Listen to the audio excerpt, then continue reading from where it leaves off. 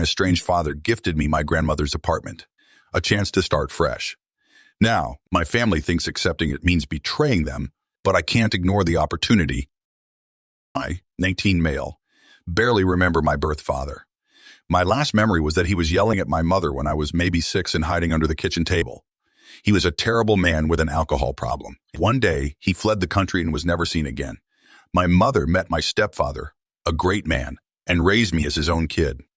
Just a few months ago, I received a formal notice from my real father telling me that my grandmother, his mother, had died. He didn't expect me to go to the funeral, as I didn't even know the lady, but decided to pass her apartment to me. As he was never part of my life, it's the least he can do. He doesn't expect me to contact him or anything. He wrote that he knows how terrible he was, and nothing can excuse that. I was excited about the fact that I could start my life way easier and told my family about it. They got really angry at me, telling me how terrible a person he was, and that is all true. My mother said that he's probably using that to contact me, or even worse, use it to claim that he took care of me, so I have to take care of him when he's old. So I talked with a pro bono lawyer about it, and she told me that accepting an inheritance can't be considered paying child support, which he never did. So if I decide to take the apartment, it doesn't oblige me to anything. My parents are still angry at me. My stepfather says I should honor my mother's wish and not accept it. At the same time, I believe that it would be stupid to say no and deny a chance to start my life a bit easier than age. That apartment was my grandmother's. All my father did was to say no to inheritance, so it was automatically passed to me. In our country, if I said no, they would search for her other relatives. There were some unpaid bills as grandma died and didn't pay bills after that, but the money in her bank account was enough to cover it. So am I the idiot for accepting that apartment from my deadbeat father? Not the idiot. Honey, if anyone needs to accept an inheritance, it's the child of a deadbeat father. Take the apartment, rent it out for passive income until you decide to live in it. Only a fool would turn down free real estate regardless of who is the giver. Even if you hated the giver, free real estate is a fantastic thing, regardless of what it is or where it is. Even in the worst location, you can always rent it or sell it. Your parents are letting pride interfere with logic. I'd be careful with this advice. It seems like inheritance in this post works like in my country. The father might have rejected the inheritance because the debt is higher than the value. And if they'd accepted the inheritance, they would most likely have also accepted the debt. So it makes sense to first check if it really is just an apartment or more. Make sure you cover all your legal bases and make sure Biodad doesn't have any kind of legal loopholes to have access to the apartment once you take ownership. Make sure you can afford any taxes and insurance on the place, then take it. Never give up organic opportunities just out of spite. Life is hard enough. Sounds like yours was worse than most. No reason to let pride or misguided righteousness hold you back further. My wife and I have been married for 4 years. I'm 33 and male, and she's 32. Her name is Steph. Steph is a stay-at-home wife, and since we got married, she's been incredibly inconsistent with household labor and work a physically demanding job. And it would really help if Steph could at least cook dinner more than once or twice a week. Instead, she sits at the dinner table, hunched over her phone for hours a day. She's completely addicted to it, but she refuses to even have a conversation about this. Now, about twice a year, I have an opportunity to visit a foreign country for work. The nature of the work is to supervise construction and instruct the workers there. The compensation for these trips is always fantastic. Steph is appreciative when I go because I bring home a pretty fat paycheck afterward. 3 weeks ago, I was about to depart on such a trip for 2 weeks. At around 10 a.m. I texted Steph saying that time was tight, but I'd be home at 12:30 to pick up my luggage. I asked her if she would make me something for lunch, and she agreed. I emphasized that I had about 10 minutes to stuff my face and then get to the airport. At 11 a.m. I texted her again saying I'd be home as planned at 12:30. Again, she said okay. At 12 p.m. I texted her saying that I was leaving. I walked in the door at exactly 12:30 only to find her sitting at the dinner table, hunched over her phone. When I walked in, she gave me this bewildered look. She'd done literally nothing. Nothing was cooking. Steph stood up in a panic and said she'd start making my lunch, but I told her it was pointless. She sheepishly apologized, and I responded, "Don't say sorry. Just be less useless." This made her very upset. I just picked up my luggage, left, and went to the airport. I did manage to pick up some food at the airport, but I really would have liked a home-cooked meal before eating out every day for 2 weeks. I got home last week and Steph was still angry. She said that what I said to her was over the top. I asked what she'd been doing those 2 weeks, and she insisted she was super busy. See Instagram and Netflix. I gave her an ultimatum. She had 1 month until January 10th to get her crap together and be a proper homemaker. I told her that if she couldn't, I was going to divorce her. Steph was super upset, and for the past week, she's been sulking. See Instagram and Netflix. She told her family about it, and her mother blamed me for Steph's lack of direction. I know it's nonsense that a 32-year-old woman needs to have her hand held to do anything, but was I being ridiculous with my ultimatum? And not the idiot. If you have no children and she's a stay-at-home wife, her job is taking care of the household, including shopping and cooking. I don't blame you at all for not wanting to continue this way, and honestly sounds like the mother-in-law is just happy she's his problem now. Boom. Yep. Opak doesn't have a wife. He's raising a child. 32 years old, no career, no nothing. He married her, not adopted her. Ope can throw all that back in mother-in-law's face. Op should disable the wife's ability to use the internet from her phone. There are several VPNs that have device blockers so that the device cannot access the home Wi-Fi. Realistically, Op should initiate divorce proceedings. He should get his finances in order. Everyone's the idiot here. If you're at the point of divorce ultimatums, just divorce. Op, you, unfortunately, chose language that will make it very easy for her to paint you as the villain. Calling someone useless usually doesn't bode well in your favor. Be very wary of how she'll paint you. You can acknowledge that you didn't use the best wording, but that your feedback still stands as valid criticism. In a relationship, it takes two partners to show up for each other, and right now she isn't showing up for you. For some backstory, I, 24 female, have been dating my girlfriend, 23 female, for over a year. We've been living together for 5 months. I would say we're an average couple, happy most of the time, but we argue here and there. We mainly argue because she has a streak of acting very entitled and spoiled at times. She'll do things I specifically ask her not to do. And if I get upset, she'll cry and make excuses for herself and only apologize if she feels like I'm ignoring her, i.e., when I'm too exhausted to keep entertaining her. She'll eat my leftovers, leave the apartment a mess.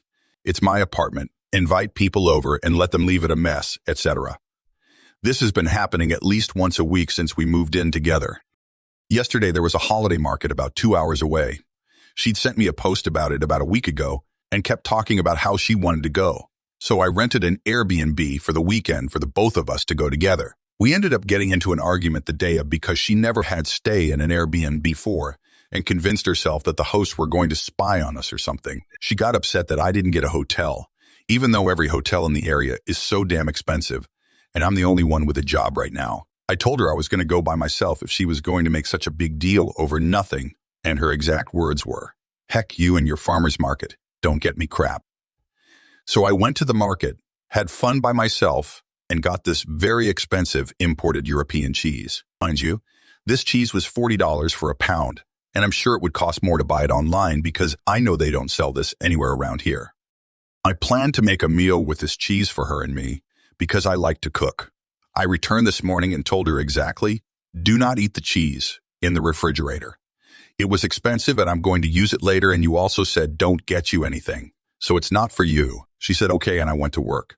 She texted me at work and said, promise not to be angry, and I immediately knew. She ate my cheese. I didn't expect her to eat the entire pound of cheese. I was gone for 6 hours and the entire pound is gone. I didn't text her back. But when I got home, I told her right away to pack her crap up and leave because I can't deal with her bees anymore. She started crying about how it's just cheese and that I was getting angry over nothing, but I told her to leave before I called the police. She left in tears and is staying with her parents, who are texting me, calling me an idiot for breaking up with her and kicking her out over cheese. I think the issue is bigger than the cheese at this point, but maybe I overreacted. I don't know. Am I the idiot? This isn't about the cheese. It's about respect. Her consistent disregard for your boundaries and needs shows a lack of consideration. You've been patient, but setting boundaries is necessary for your well-being. You did the right thing, not the idiot. She's an exhausting wannabe princess. We think that breaking up with someone makes us a bad person, so we feel the need to come up with elaborate explanations as to why we break up. Well, the cheese made me do it. The truth is, you don't need to explain or justify breaking up. It wasn't working. If you once said the cheese was the straw that broke the camel's back, that's fine. But I think we all know that if it wasn't the cheese today, it would have been that suspicious-looking avocado tomorrow or that very questionable job vacuuming the living room on Wednesday. No one should fault you for exercising your right to decide who you will and who you will not date. Just say it's personal and private. Things weren't working out. I'm not going into it further. You're not the idiot, because you didn't break up with the whore over cheese. You broke up because things weren't working out. And that's fine. You're fine. I've been with my wife for 6 years, married for 1.5 years. Her son, let's call him Jake, is a tween. He used to call me dad, and we had a great bond. 5 months ago, his biological dad showed up. Since then, Jake has been repeating things he says and constantly insulting me. I went from, he's my dad, to, he's just my mom's husband.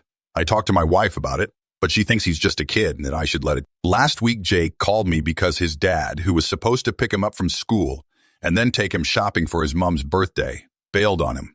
I stepped in, took Jake shopping, and we had a good half day together. I paid for the gift he picked out. I dropped him off at his dad's. He was sleeping and forgot about even picking Jake up from school. On my wife's birthday, Jake lied and said his dad took him shopping and paid for the gift, despite his dad never having a job or paying child support. His dad graciously accepted all the compliments and even made fun of the gift I gave my wife. My wife, however, didn't say a word to him. After the party, when Jake went to his dad's, I told my wife I was upset that she didn't stand up for me. She rolled her eyes and said, "Why?" "Because he was more thoughtful than you." I told her the truth about what happened, but she didn't believe me. I even showed her my credit card statement and phone logs, which proved that Jake called me on Tuesday. Frustrated, I left to stay with my brother, because I can't be around someone who doesn't trust me. Here's the thing. My brother thinks I'm right. My mother-in-law has messaged me 1,000,000 times saying it's a misunderstanding and that I'm overreacting. My wife hasn't apologized. She came over yesterday and said she feels stuck because she doesn't want to make her son feel bad about his dad. She keeps saying he's just a kid and you should be the bigger person. When I asked if she was apologizing, she said no. She insisted it was just a misunderstanding and added that she's seen how much her ex has been trying. Then she said I was acting like a needy man baby. I told her that if she thinks so highly of her ex and doesn't see my efforts, she should leave because she clearly doesn't get my point. She clearly doesn't seem to care about any of the effort I put in. Her response, "That's exactly what I'm saying. You're acting like a needy baby who needs a reward. You need to man up if you love me." So now I'm torn. Should I start talking to a lawyer because there's no point in working on this? Or am I overreacting and should we try counseling? While I understand her desire for a bond between her son and her ex, I do not understand her total disrespect for you. She didn't believe you, called you a liar, refused to apologize, gaslighted you, and then called you names. She's an idiot. By the way, your stepson used you, lied about you, and then embarrassed you. At that age, these are still idiot moves. The ex is a piece of garbage idiot. Unless you enjoy this level of disrespect from the three of them, you will have to leave. Not one of them will ever back down or treat you with respect. If you become their punching bag. $10 says, buy her dad told his son to say he bought it. $20 says that the divorce was a one-sided decision and she only married Op because she didn't want her or her son to be alone and broke. $100 says that she'll be living with a deadbeat dad within a month after Op leaves. Dude, she is playing you. Tell her it's time for her to go. Call her bluff. Send her and her boy away. She needs to know you won't be her whipping boy. She thinks she owns you already. Get a lawyer and end this. Update. Thank you everyone for your input. I really appreciate it. I'm contacting an attorney this week to help me with the divorce process. I can't continue living like this. My wife and I got married a couple of years ago, and we haven't really had any major arguments until recently. For context, my sister is a licensed massage therapist in our state, and she worked very hard to get where she is. She had to do hundreds of hours of training and even had to pass an exam. She asked me if I could be her first official client, and I said, sure, why not? And her massages really do serve a purpose because I go to the gym regularly and have some sore spots in my body. An added benefit of massages is that they're relaxing. I'm a recurring client and go once or twice a month, depending on how badly I need a massage. Last month, my wife asked if she could try it on her own, and I said, sure, why not? However, my wife's massage was anything but relaxing, and it probably added to my soreness. I didn't really blame my wife as she wasn't a professional, and I thanked my wife for giving it a try. However, a couple of weeks later, my wife asked if she could try it again. And I told my wife there was no point, and I needed a professional. My wife then asked if I could go to a different place for a massage than my sister's because she thought it was inappropriate. I was getting a massage from my sister. I was shocked my wife said this. And I reminded my wife this was a professional massage from a licensed therapist. Last night, my wife brought it up again, and I kind of lost my cool and called her a psycho. That was admittedly harsh, but I was tired of the weird insinuations she was making. My wife did get really sad after I called her a psycho and I apologized. Am I the idiot? Not the idiot. If my sister was a masseuse, I would rather give her my money than give it to a stranger. If anything, your wife should prefer that it's your sister rather than some random woman. Your wife is weird. She needs some counseling to get over whatever is bothering her. What if my sister was a lawyer, chef, car salesman, doctor, nurse, mine foreman? Unless your sister works in a place with a red neon open sign outside of it, then she's one of the tens of thousands of legitimate massage therapists who are professionals in their field. The fact that your wife would suggest something funny is going on with your sister should set off some alarm bells. Tell your wife to stop it. You have to be nuts to follow her logic.